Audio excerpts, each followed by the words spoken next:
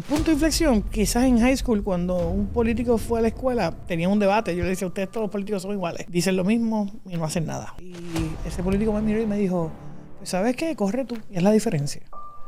Y ahí yo dije, ¿qué es esto? ¿Qué tengo que saber de sus primeros años para entender a la mujer que tengo de frente hoy conversando conmigo? Así que... ¿Quién guía más el canal, tú o él?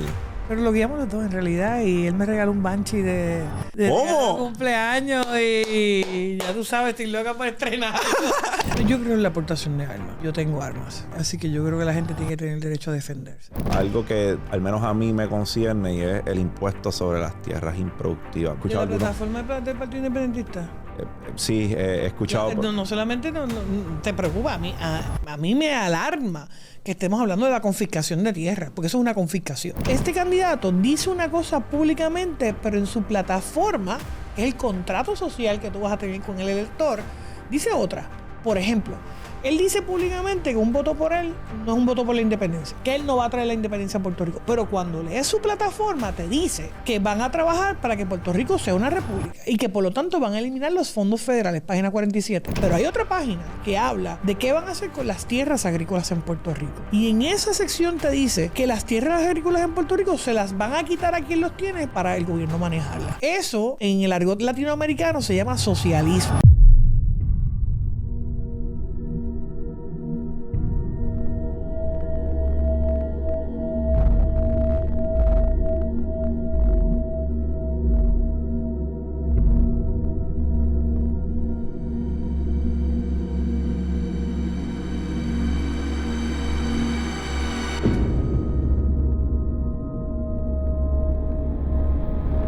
Cuando conversamos, crecemos. Off the record, estaba diciendo que la mayor oportunidad que yo vi cuando comencé este proyecto era conversar con personas y aprender de esas conversaciones. Hoy no es la excepción.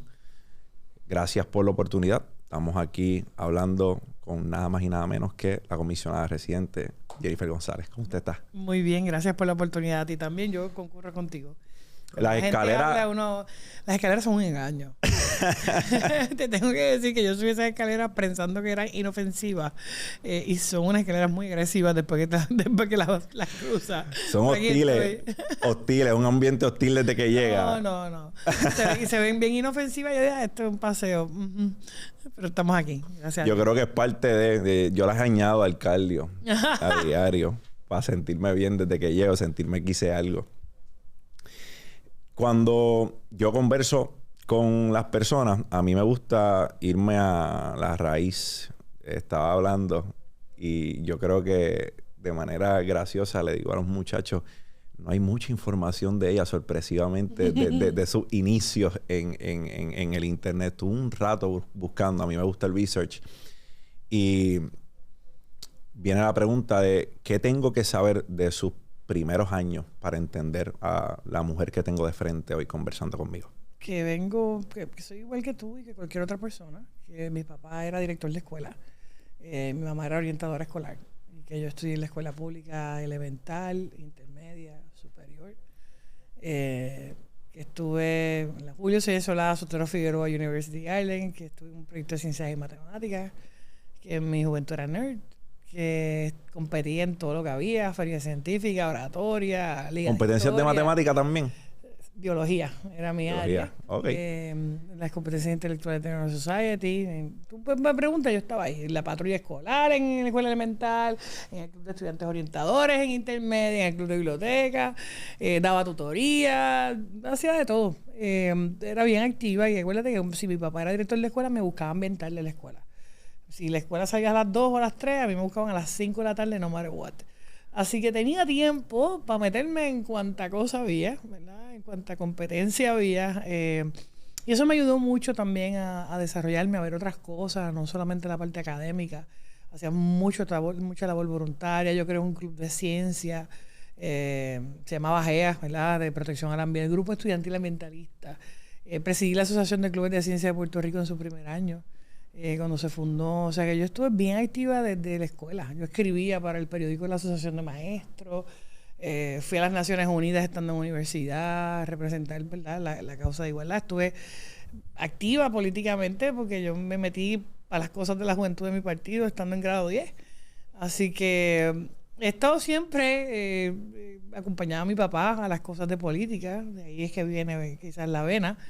Mi tía me llevó al Capitolio estando yo no recuerdo si fue octavo o noveno grado. Presidí la Cámara de Representantes por un día en grado 11.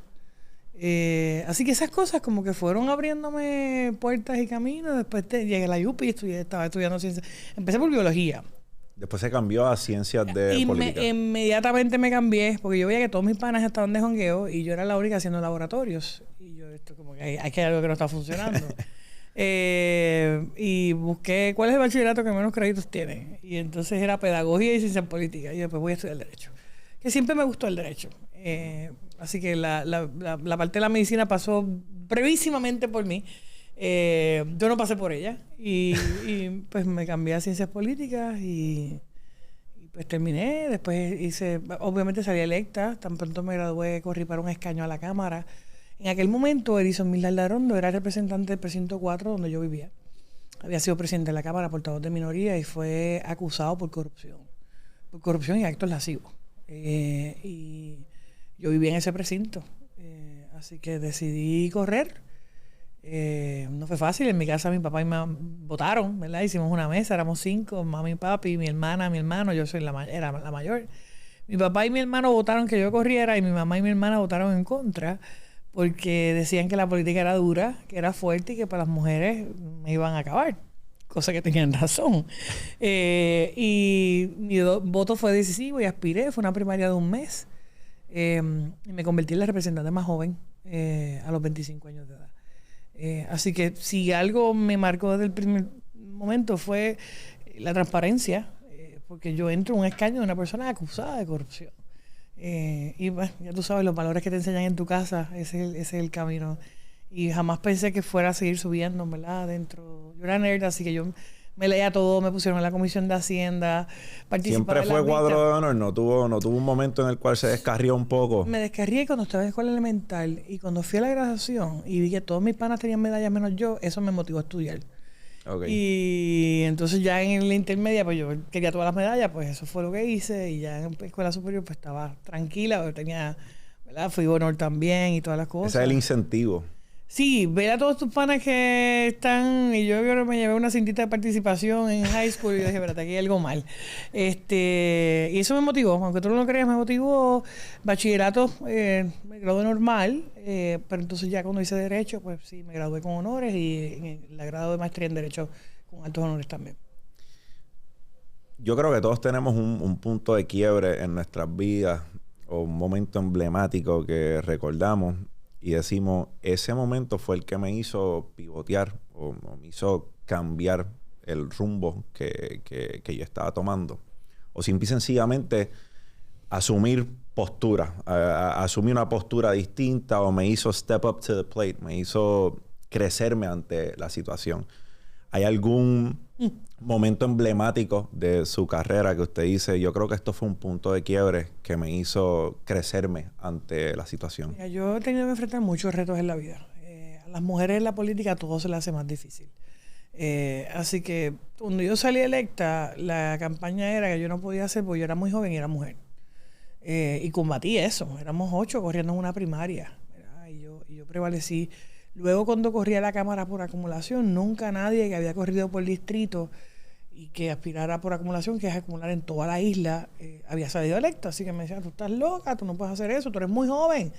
En aquel momento eran 26 años. Aspiré y gané. Y luego de eso presidí una comisión y reté a un presidente de la Cámara incumbente. Y en ese momento lo reté, recuerdo, por la manera en la que se dirigía el caucus y porque las cosas que se estaban diciendo no eran como yo las veía. Yo dije, pues, a mí, el punto de inflexión, quizás en high school, cuando un político fue a la escuela y yo le dije, tenía un debate, yo le decía, ustedes todos los políticos son iguales, dicen lo mismo y no hacen nada. Y ese político me miró y me dijo, pues, ¿sabes qué? Corre tú. Y es la diferencia. Y ahí yo dije, ¿qué es esto? Obviamente tú no tienes una contestación estando en high school para que alguien que tú le dijiste eso te conteste de vuelta, y eso si es tan sencillo, hazlo tú. Ajá, así me dijo. No me lo dijo, me dijo, sí, va, no hay problema, corre tú y hazlo. Pero mientras tú no corras, yo voy a seguir aquí. Y fue como bueno, si uno nos reta lo que hay, eso es lo que vamos a tener. Así que eso quizás marcó, como yo soy, cuando no creo en algo, cuando tengo diferencias con alguien. Tuve esa diferencia con un presidente de mi propia colectividad en la Cámara, lo reté, gané la presidencia. Eso nunca tampoco había pasado. Y más reciente ahora, ¿verdad? El gobernador de mi propio partido, que yo me pude haber quedado en Washington, ¿verdad? Haciendo el trabajo, pero entendía que teníamos diferencias de criterio en temas medulares. Y no fue fácil. No tenía ni el dinero, ni los alcaldes, ni los legisladores, ni el liderato, ni los analistas, ni la estructura política.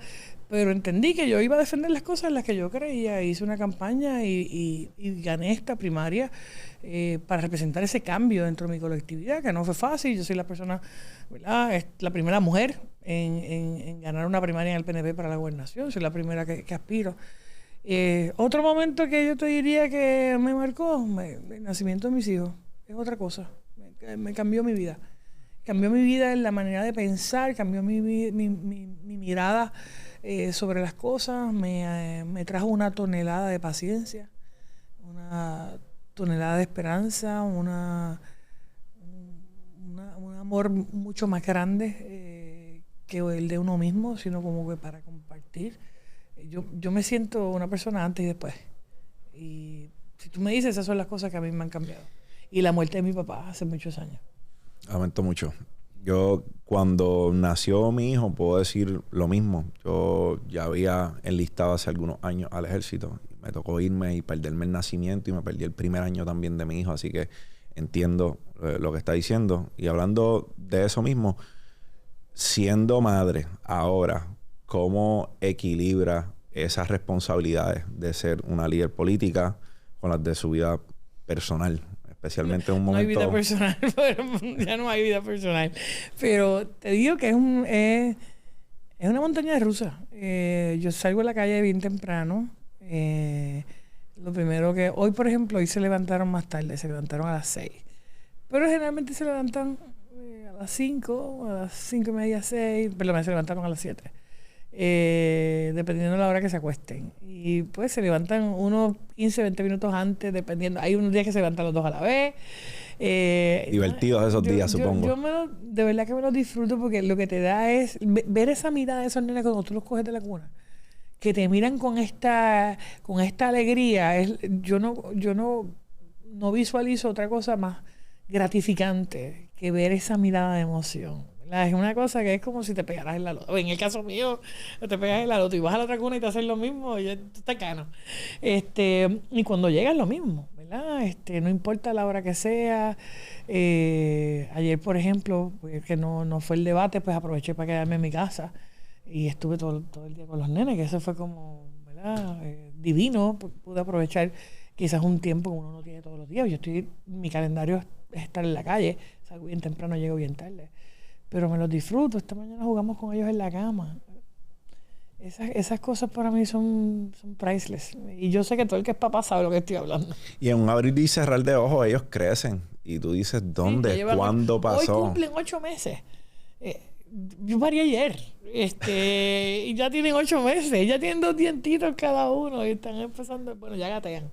Pero sí, van a las millas. Demasiado rápido para mi gusto. Pues nosotros tenemos uno, el mayor de casa, tiene 15 años, y esta mañana se nos paró al lado, y crecí un poco en el fin de semana, y efectivamente cuando se me paró al lado ya está casi de mi estatura. Wow. Y yo dije, sí, está casi en 6 pies.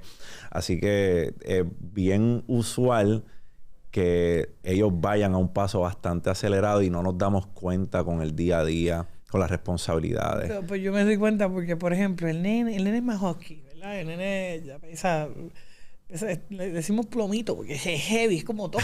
Entonces, la nena no pesa nada, es como una plumita.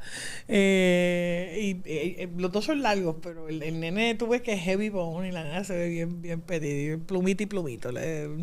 Vacilamos internamente, pero no es que le vamos a poner esos nombres. Pero pues es otra cosa. Una experiencia totalmente Antes distinta. uno disfrutaba estar en la calle, salir. Ahora el tiempo en la casa es priceless. Llegar a tu lugar seguro, en un lugar en donde no te tienen el ojo puesto encima en cada paso que das, porque yo entiendo la responsabilidad de asumir un escaño político. Pero aún así, mi esposo y yo nos escapamos. A mí me encanta el cine. Ajá. Me fascina el cine. ¿Qué tipo de película? Drama, preferiblemente. Drama, ok. Pero veo de todo. Pero ¿Me gusta la comedia? Claro. Okay. Pero me encanta el drama y me encanta todo lo que sea biográfico. Es un plus. O sea, eso yo siempre voy a ver. No me hubiese imaginado esa. Embuste. Biográfico, drama, me gusta la acción, me gusta todo. En realidad me gusta todo. Pero... ¿Cuál es su actor favorito? Es que los tiempos cambian. En el pasado era Harrison Ford. Ok. Yo te diría... Vamos a ponerle en un lugar... Vamos a ponerle en una posición difícil. ¿Will Smith o Denzel Washington? Denzel. Ok. Yo también, pero depende del para papel. qué. Depende para qué, ¿verdad? Porque Denzel no puede hacer... comedia. Denzel no puede hacer Pursuit of Happiness. Ni Independence Day. Pero hizo Young Q. Sí, que quedó brutal. Hizo Young Q, que es un tremendo papel. De las mujeres me encanta... Kate Blanchett, Emily Blunt, o sea, de las de ahora, de las de antes, pues obviamente Meryl Streep, entre muchas otras. A mí me gusta mucho me saca de la realidad, por eso me gusta quizás tanto el cine. Pero nos encanta también outdoors. A mi marido, en términos del agua, nosotros nos conocemos en Palguera, así que... ¿Quién guía más el Canam, tú o él? Es una buena pregunta. A mí me gusta, pero cuando estoy con él lo guía él. Ok. Sí, pero lo guiamos los dos en realidad y él me regaló un Banshee de cumpleaños y ya tú sabes, estoy loca por estrenar. Digo, lo estrenamos allí en la marquesina de casa, en la casa. Para adelante y para atrás. Pero todavía como no he tenido break, eso fue ahora en agosto, así que estoy loca por...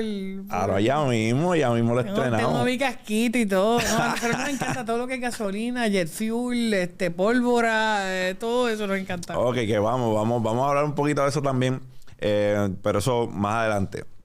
Yo en mi casa tengo una persona que fue mi referente porque yo vi a un tipo muy trabajador y lo hizo para proveer para su familia.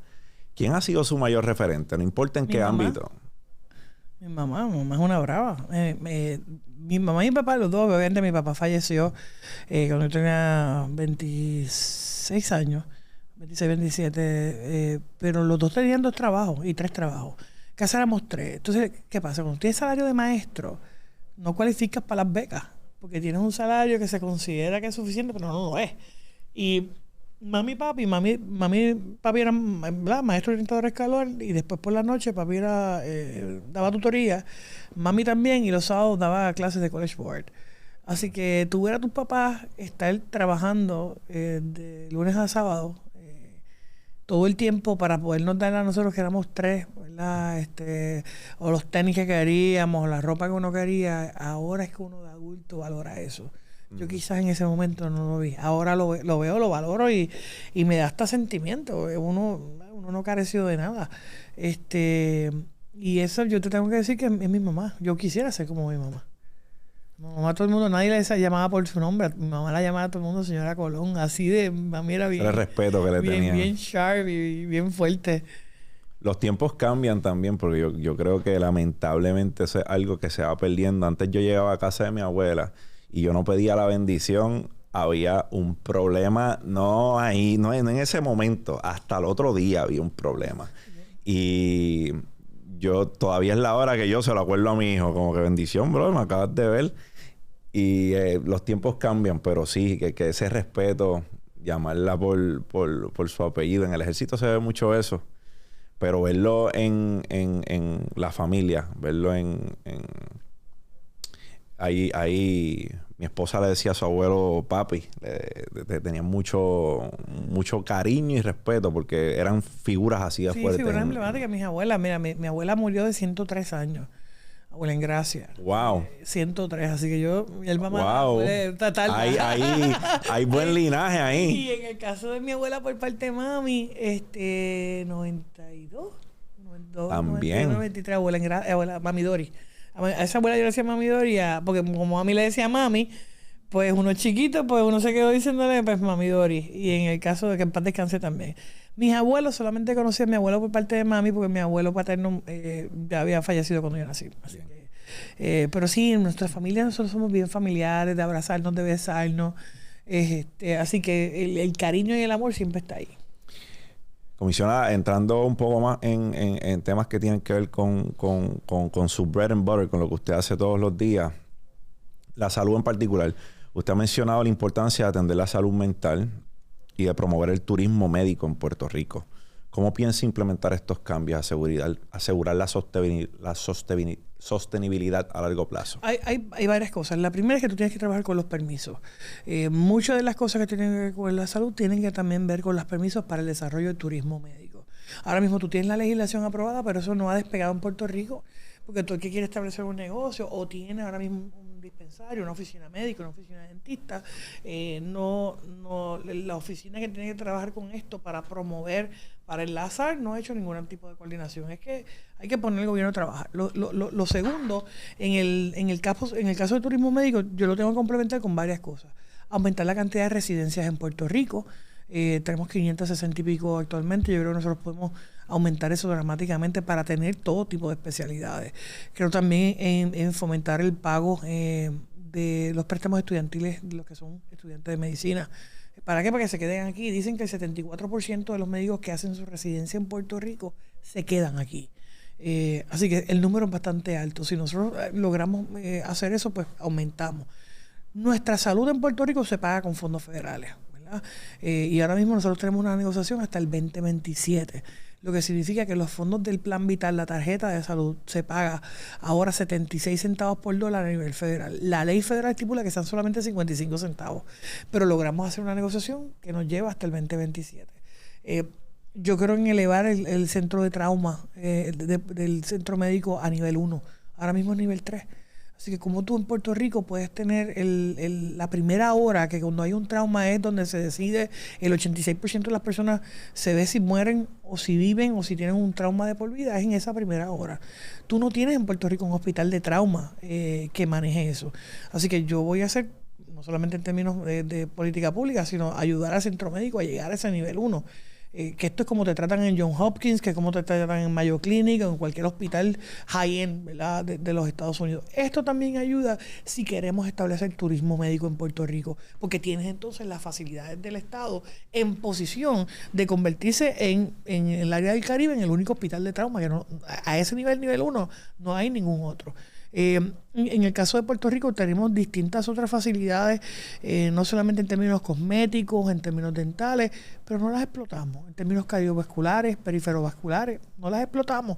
No hay información sobre eso. Antes, la gente venía de Islas Vírgenes o de las Británicas a atenderse en Puerto Rico. Ahora se van directamente a Miami.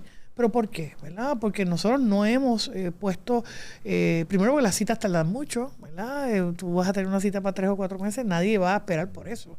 Así que si tú empiezas a trabajar lo que tiene que ver con permisos para que la persona pueda establecer su negocio, tú te acabas de graduar de medicina, ¿por qué tú tienes que esperar 2 años para que el plan médico te ponga en su red? La excusa de que te van a revisar tus credenciales, no, nosotros vamos a arreglar la Junta de Licenciamiento Médico para que se expida esa licencia inmediatamente, de manera que el plan médico no tenga excusa y te pueda acoger automáticamente. De lo contrario, muchos de nuestros médicos se gradúan y cuando ven que tienen que esperar 1 o 2 años en lo que te entran al plan médico, ¿qué hacen? Se van, pues tienes que pagar el préstamo, tú tienes que vivir, tienes que comer. Así que estas son algunas, ¿verdad?, de las áreas en el área de salud. Yo creo en la regulación de los manejadores de farmacia, ¿verdad?, que es una de las cosas que encarece el costo de los medicamentos en Puerto Rico y en los Estados Unidos, y aquí no está regulado, así que voy a cumplir con la Junta de Supervisión Fiscal de someter el cuánto es el impacto fiscal de eso para que aplique y la gente aquí hace malabares para pagar sus medicinas. Hay gente mayor que se toma el medicamento un día sí, un día no, porque los chavos no le dan. Así que si nosotros empezamos a regular ese tipo de práctica y aumentar la cantidad de médicos disponibles, y en el caso de los pacientes, tú ves un montón de pacientes que el plan médico le niega un tratamiento, le niega un medicamento, nosotros vamos, pero nadie lo fiscaliza, no hay estructura que fiscalice. Yo voy a nombrar una unidad de fiscales dentro del Departamento de Justicia solamente para atender casos de pacientes. Si la aseguradora le negó, si tú tienes un paciente de cáncer y te tienes que hacer 3 placas, 4 placas, 5 placas, ¿por qué el plan te permite solamente una? ¿Cómo tú vas a saber que ya tú no tienes cáncer en tu hueso? Así que es aplicarle sentido común y agilidad a la función del gobierno.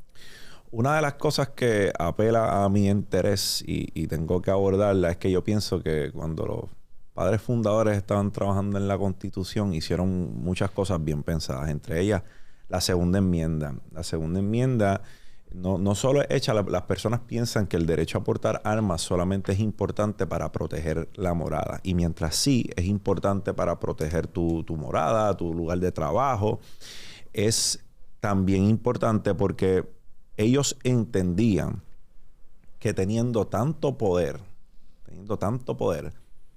había la posibilidad de que el gobierno en algún momento fuese tirano.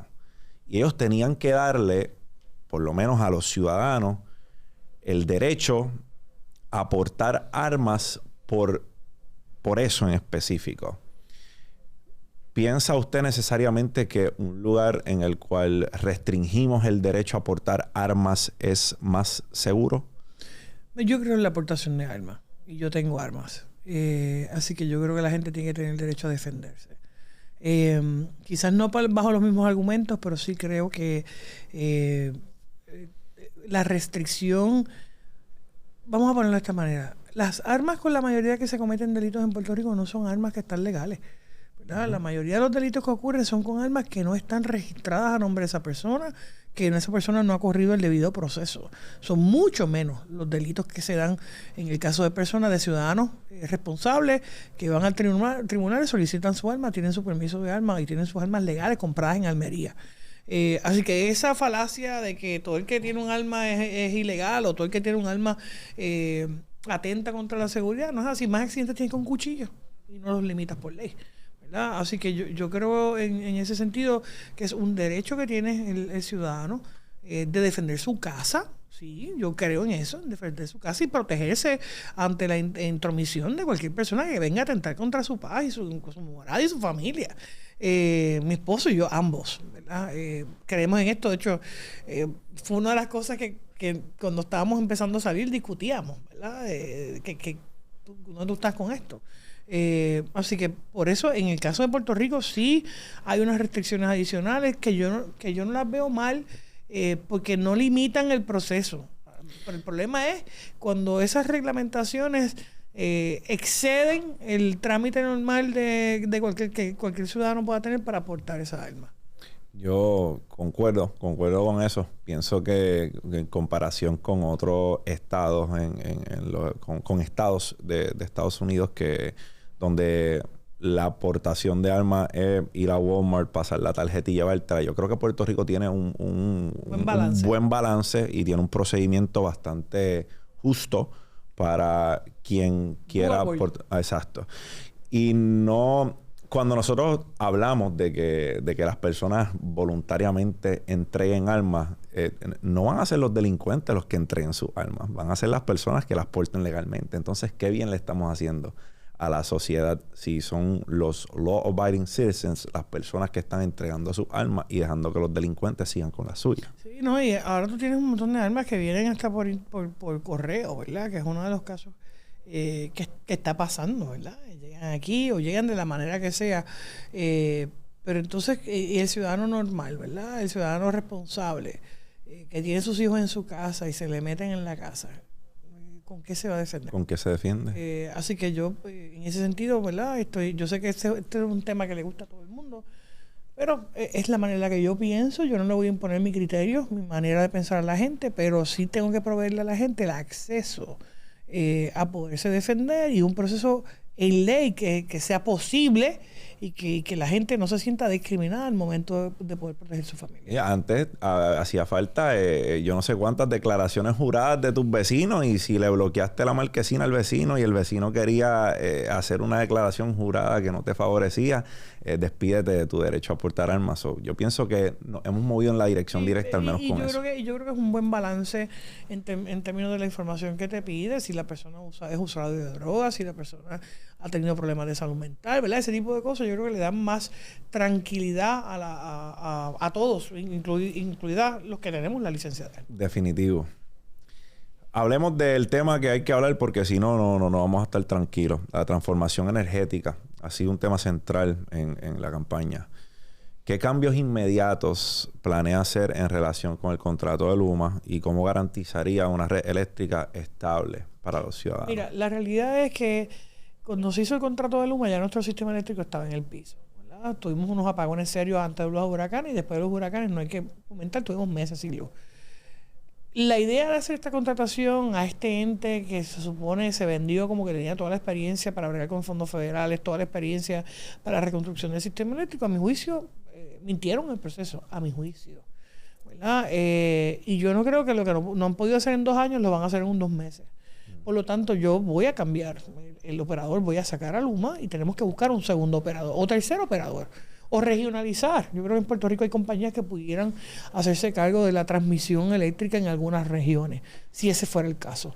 Pero lo primero es que tú tienes 18 mil millones de dólares de fondos federales que no se han usado, que son para arreglar nuestro sistema eléctrico. Lamentablemente el gobierno federal quiere que todo ese dinero se use en placas solares, que yo creo que es un problema porque tú tienes que diversificar tu cartera de energía. Yo creo que sí debes poner placas, debes hacer los microgrids, pero debes también cambiar de las plantas generadoras de combustión de quema de gasolina y quema de bunker C a gas natural, a hidrógeno y otras tecnologías para diversificar y abaratar el costo. Así que, ¿qué es lo primero que yo voy a hacer? Yo estoy hablando de que en los primeros 45 días nombremos un SAR de energía para levantar la bata del incumplimiento del contrato de Luma, porque de lo contrario tendremos que pagar millones de dólares en penalidades por la cancelación. Segundo, que me sirva de coordinador, ahora mismo no lo hay, entre lo que es Genera, el operador de que vaya a tener la transmisión y distribución, pero más importante aún, los fondos federales están asignados al Departamento de Vivienda en Puerto Rico. Están asignados por Vivienda Federal. Así que tú tienes Vivienda Federal, Vivienda Local, FEMA, COL 3, Cuerpo de Ingenieros en lo que tiene que ver con las subestaciones y los generadores. Tienes también, bien importante, el Departamento de Energía Federal, que es el que al final del camino da el permiso si se usan o no, si se otorgan los préstamos o no. Y tienes también lo que es recursos naturales para toda la parte de permisos tan básicos como la limpieza de servidumbres de paso, ¿verdad? Que antes no se tenían que pedir mientras estaban en la Autoridad de Energía Eléctrica y ahora como están bajo Luma tienes que estar pidiendo permiso. ¿Qué significa esto? Tú tienes demasiados players, demasiados jugadores aquí, agencias de gobierno que cada cual anda por su cuenta. No hay una coordinación. Yo lo primero que voy a hacer es integrar un comité, ¿verdad?, de infraestructura, donde cada 2 semanas, yo como gobernadora, ¿dónde estamos? ¿Qué permisos se han sometido? Lo primero que tengo que hacer es someter los permisos para tener por lo menos una nueva planta de generación. Porque tenemos un problema severo de generación. Si no tuviéramos los relevos estos de carga donde apagan la mitad de Puerto Rico para darle respiración al sistema. No, yo tengo que someter eso empezando para que la construcción, que me puede tardar de 4 a 5 años, poderla acelerar. Por eso yo estoy hablando de reforma en el área de permiso como primera prioridad, para que en la fase eléctrica poderla correr rápido. Yo creo que la situación energética es una de emergencia y tomaré las acciones que tenga que tomar como emergencia. Para atenderlas inmediatamente. No puedo estar esperando a que Energía Federal me diga, bueno, vamos a ver, hacer el estudio. Ya se han hecho todos los estudios habidos y por haber. Han pasado 7 años después del huracán. ¿Qué más vamos a estudiar? Así que yo creo en darle agilidad a eso.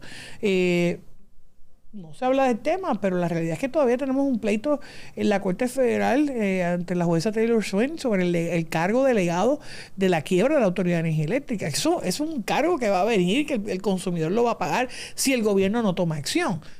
Así que tú tienes el elemento de que tienes que cambiar tus plantas, tienes que arreglar tu problema de transmisión y distribución y en este caso cambiar el operador y tienes que poner a correr los fondos federales que tienes para ello y evitar que tengas los gastos. Y si no tocas los permisos para acelerar y poner los puntos sobre las IES, la realidad es que hoy las agencias que están llamadas a hacer eso, ¿cuáles son? Las alianzas público-privadas. ¿Tú los has escuchado fiscalizando el contrato? No. ¿Tú has escuchado al Departamento de Recursos Naturales, al Departamento de Vivienda, al COL 3, acelerando todo lo que tenga que ver con permisos para energía? No. Así que cuando tú ves eso, la discusión, ¿cuál se centra? Bueno, la crítica pública, lo que pueda hacer el gobernador. Este fue uno de los temas que yo tuve diferencia de criterio con el gobernador y que me llevó a mí a retar en una primaria y ahora ser candidata de mi partido. Así que si hay algo que yo tengo que hacer es que la gente tenga luz y te voy a explicar por qué.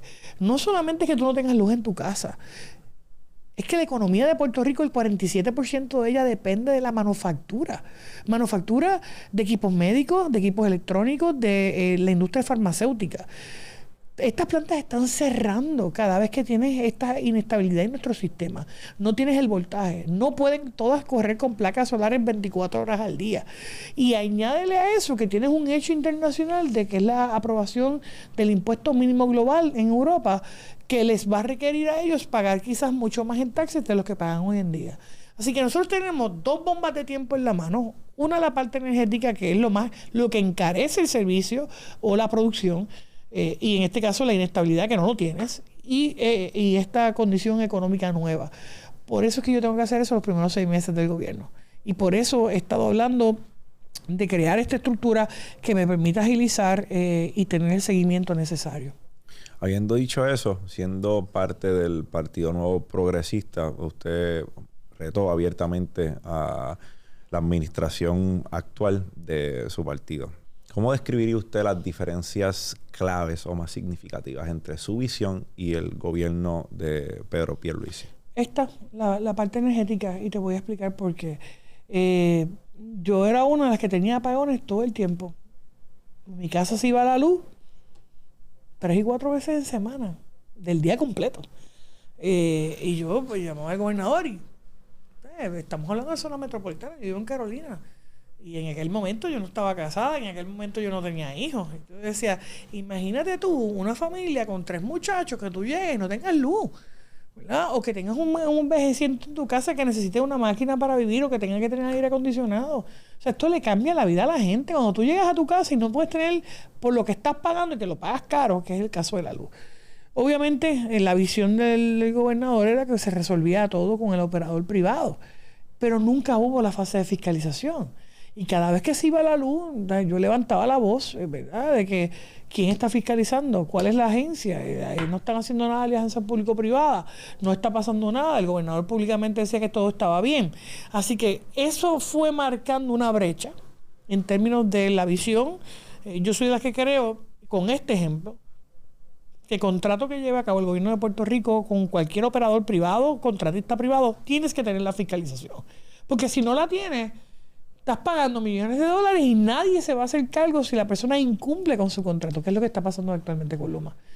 Así que yo te diría que esa fue nuestra gran diferencia, al punto de que ellos prefieren que el contrato se quede y yo decidí que no.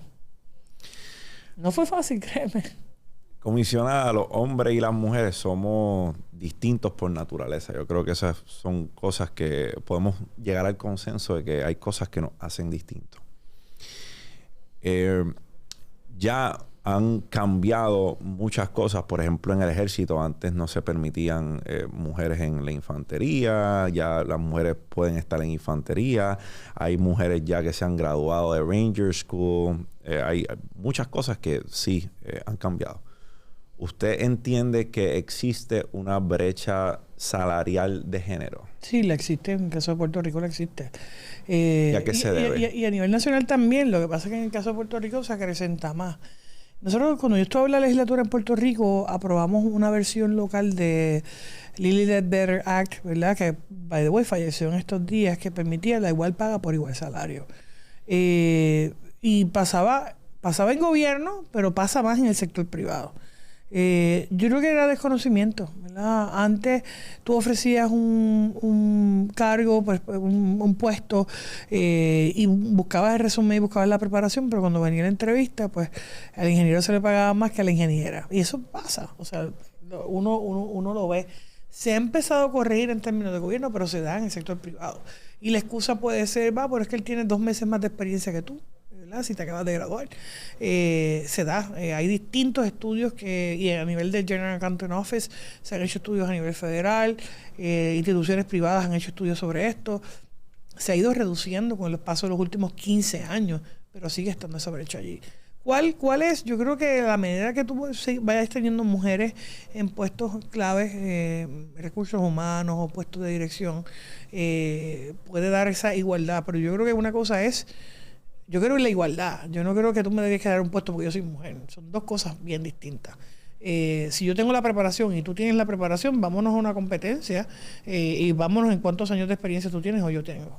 Yo pienso que hay un problema en que solamente escojamos por unos criterios en específico. Yo le explico, porque si hay alguien volando un avión, yo quiero el piloto más competente, sea hombre, sea mujer, sea negro, sea blanco, sea asiático. Yo quiero al mejor candidato. Y yo pienso que no debemos bajar nuestros estándares para ajustarnos a algo que empeoraría muchas cosas, como por ejemplo eso. Pero yo estoy de acuerdo contigo. Lo que pasa es que si el mejor candidato, las mujeres no han tenido la oportunidad de ser seleccionadas para tener la experiencia volando en el avión, pues tienes un problema. Nunca vas a tener una mujer que llegue ahí porque nunca le diste la oportunidad para que se preparara. Una cosa es eso, igualdad de oportunidades, y otra cosa es cuota, ¿verdad? Así que yo creo en la igualdad de oportunidades. Yo creo que completamente de acuerdo en eso. Estamos completamente de acuerdo. Que al fin del día el mejor candidato sea el que asuma ese rol. He escuchado por ahí algo que al menos a mí me concierne, y es el impuesto sobre las tierras improductivas. Básicamente estamos hablando... He escuchado ¿De la plataforma del Partido Independentista? Sí, he escuchado... No solamente te preocupa, a mí me alarma que estemos hablando de la confiscación de tierra, porque eso es una confiscación, ¿verdad? Y para la gente que nos está viendo, nos está escuchando, en las plataformas de los partidos políticos, a mí me parece que es el mejor espejo de cómo piensa y qué es lo que va a hacer un candidato si prevalece. Por ejemplo, en la plataforma de mi partido está en pnppr.com todas las cosas que yo como gobernadora haría si el pueblo me da la oportunidad. En el caso de la plataforma del Partido Independentista es muy curioso lo siguiente. El candidato a la gobernación del PIB, que dicho sea de paso, yo me solidarizo con la situación que está pasando él y su esposa, que no es fácil, y para mí la familia va primero que cualquier cosa. Así es. No importa a mí, olvídate del partido. Es tu familia y con eso no se juega. Así que yo le envío mi solidaridad y mis oraciones para que se recupere prontamente. Pero este candidato dice una cosa públicamente, pero en su plataforma, que es el contrato social que tú vas a tener con el elector, dice otra. Por ejemplo, él dice públicamente que un voto por él no es un voto por la independencia, que él no va a traer la independencia a Puerto Rico. Pero cuando lees su plataforma te dice que van a trabajar para que Puerto Rico sea una república y que por lo tanto van a eliminar los fondos federales, página 47. Que en el caso del Departamento de Educación van a eliminar los fondos federales en el Departamento de Educación, página 33. Y para la gente que no lo sepa, la mayor parte del presupuesto del Departamento de Educación son fondos federales. Título 1, tecnología, ¿verdad? Pago el dinero que llega directamente a estudiantes, alimentos, desayuno, almuerzo. Pero hay otra página que habla de qué van a hacer con las tierras agrícolas en Puerto Rico. Y en esa sección te dice que las tierras agrícolas en Puerto Rico se las van a quitar a quien los tiene para el gobierno manejarlas. Eso, en el argot latinoamericano, se llama socialismo, donde tú le quitas la riqueza o la propiedad a alguien para distribuírsela a otra persona o para quedarte con ella. Y tenemos ejemplos claros de eso en Venezuela, claros de eso en Cuba, claros de eso en Nicaragua.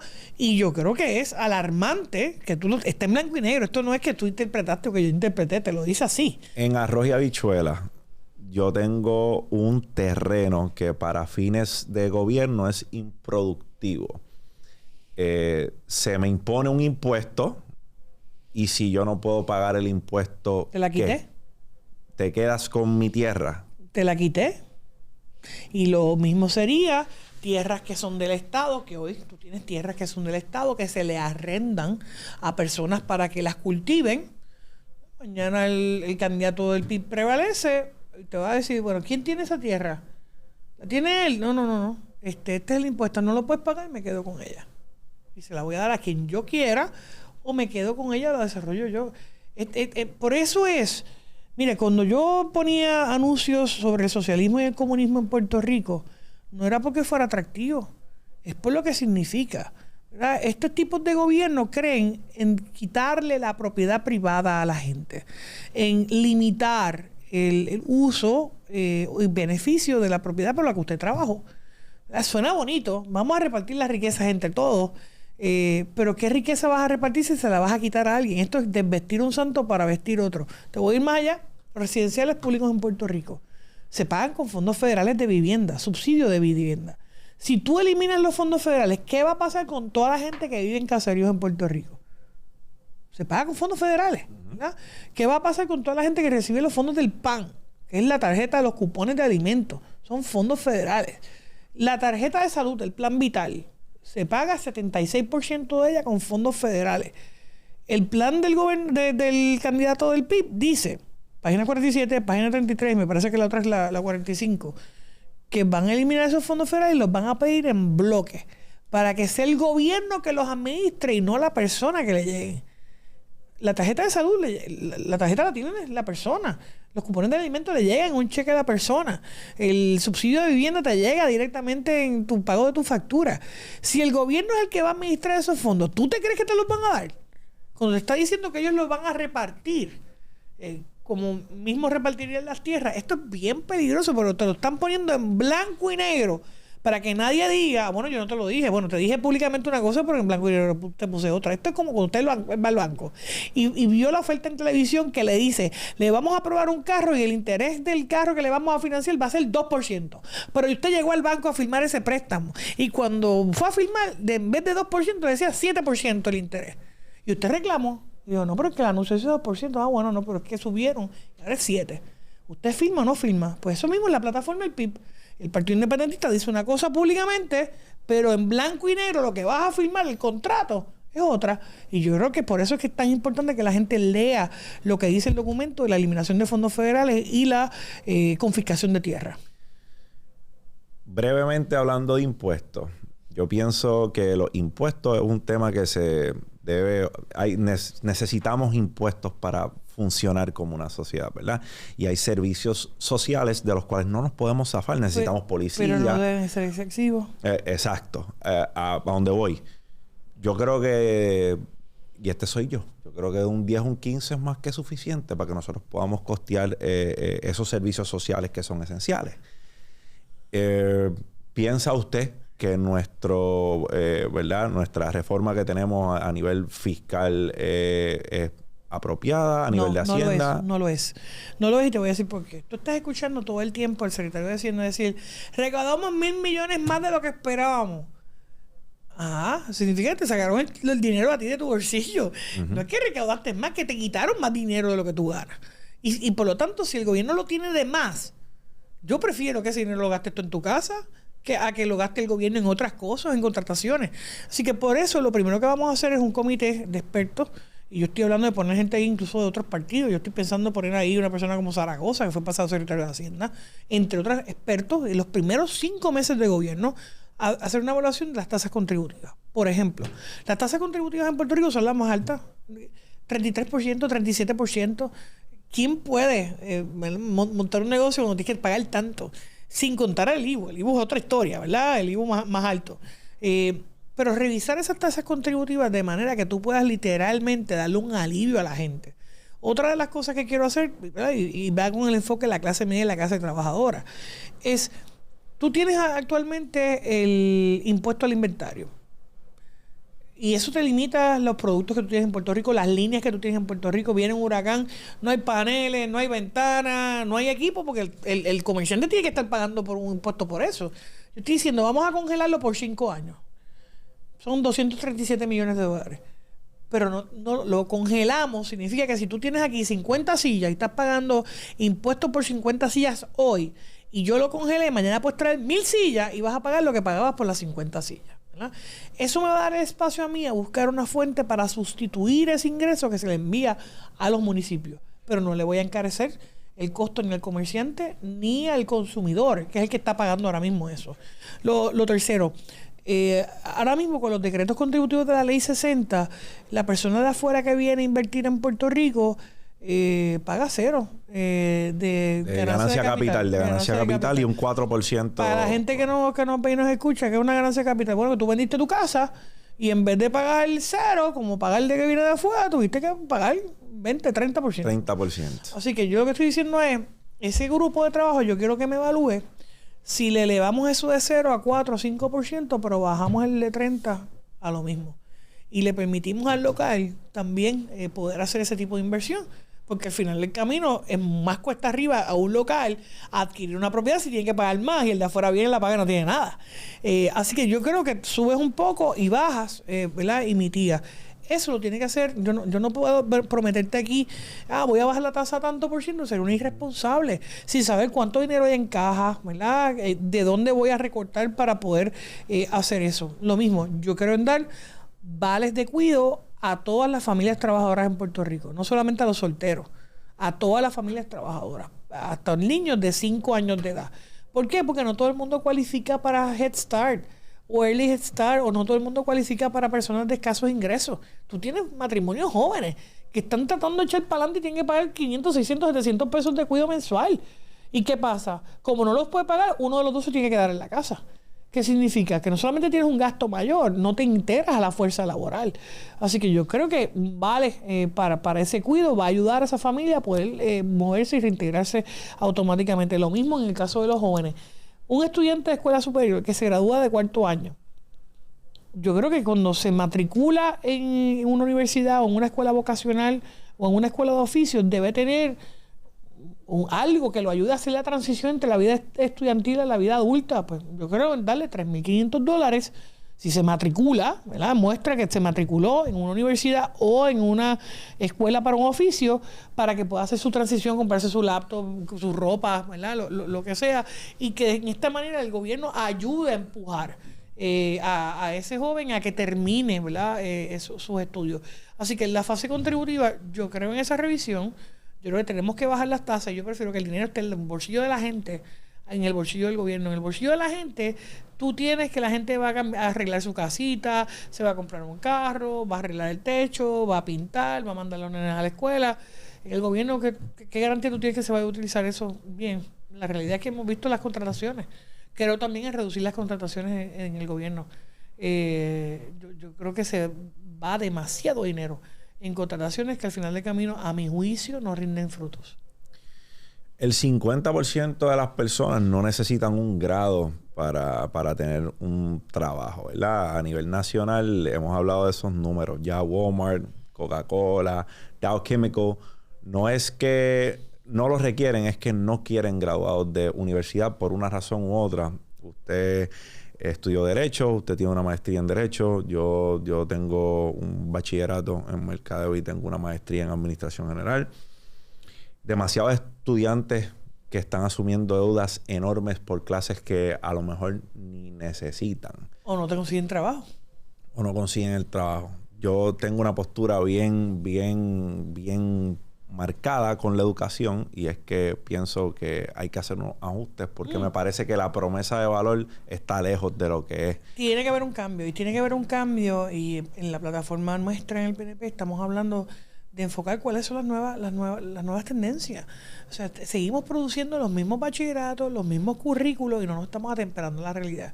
La realidad ahora es que la mayoría de las plazas son de tecnología, son en el área de redes, son en el área de cuidado de personas mayores, de técnicos, ¿verdad? Y tú tienes que tener esa oferta. Y yo voy a hablar con las universidades, lo he empezado a hacer, vamos a buscar cuáles son ¿cuáles son los perfiles de la gente que necesitamos para trabajar en Puerto Rico? Yo me reúno con muchas farmacéuticas Y que es lo primero que me dice, bueno, nosotros necesitamos ingenieros, necesitamos técnicos en esto, técnicos en lo otro. Pero si las universidades locales o los colegios o las escuelas vocacionales no los producen, ¿qué pasa? Pues esta industria no tiene de dónde suplir su mano de obra. Así que sí, por eso también yo estoy hablando de que en la escuela, yo estoy en escuela pública, como te dije, yo quiero que las escuelas en Puerto Rico sean bilingües. Porque tan pronto tú le das el poder de dominar 2 lenguajes a un estudiante, ese estudiante puede decir lo que vaya a hacer con su vida y no se tiene que sentir limitado, humillado, pues no puedo hacer esto porque no domino tal idioma. Así que yo creo en la regla 80-12, que es lo que vamos a implantar, el 20% inglés en primer grado, segundo 30%, 40%, así, hasta que estemos en 50-50 en las escuelas públicas. Y cambiar también la visión. Yo quiero en meterle más tecnología, más enfoque a ciencias, matemáticas, ingeniería en las escuelas públicas para preparar a nuestros jóvenes con las destrezas del futuro. Comisionada, para culminar con nuestra conversación, a veces nosotros pagamos platos rotos por quien vino antes de nosotros. Y eso en muchos ámbitos. ¿Cómo coexiste usted en un ambiente donde algunos de sus compañeros no han hecho las cosas correctamente sin que eso le salpique a usted? Mira, tú has sido bien elegante. La realidad es que allá afuera lo que se dice es que el PNP es un partido corrupto y que por lo tanto yo no puedo ser gobernadora. Precisamente yo estoy luchando contra eso. Yo me impuse en una primaria contra eso. Yo represento una nueva generación de puertorriqueños dentro de mi partido que queremos demostrar que lo podemos hacer bien, que tenemos otro criterio, que tenemos otros valores, que tenemos ganas de hacer las cosas bien, de demostrar que no todos están podridos, ¿verdad? Y yo cuando fui presidente de la Cámara, a mí no me tembló el pulso para expulsar gente de mi partido, de mi colectividad.